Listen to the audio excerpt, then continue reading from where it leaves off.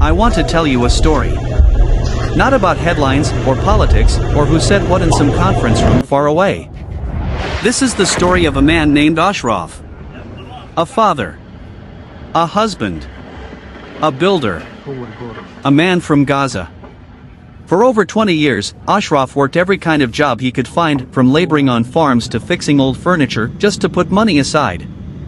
His dream wasn't big by most standards. He just wanted a home. One with solid walls. A roof that wouldn't leak when it rained. A place where his kids could sleep without fear. He started building little by little. Cinder block by cinder block. No loans, no contractors.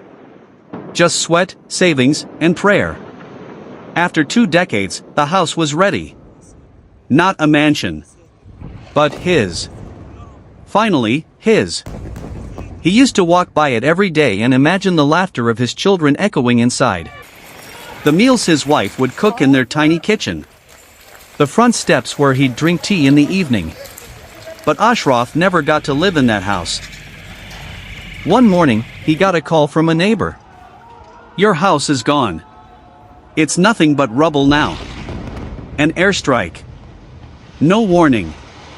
No chance to say goodbye to the dream he spent half his life building.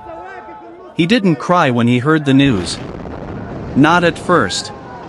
He just went silent. He didn't speak for 2 hours. Just sat. Staring. As if maybe, if he sat long enough, the news would change. Today, Ashraf lives in a tent.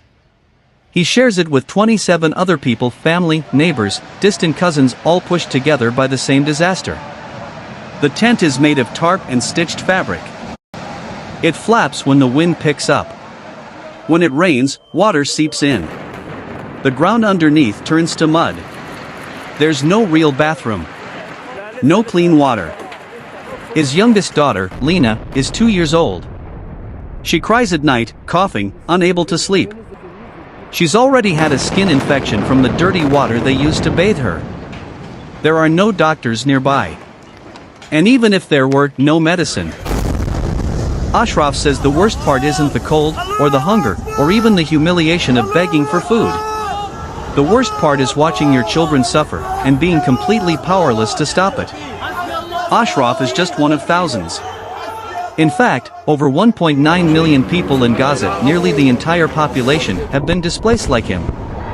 Many live in tents. Some sleep on sidewalks. Others inside broken schools, on classroom floors. Food is scarce. In some areas, people are surviving on a single meal a day, if that.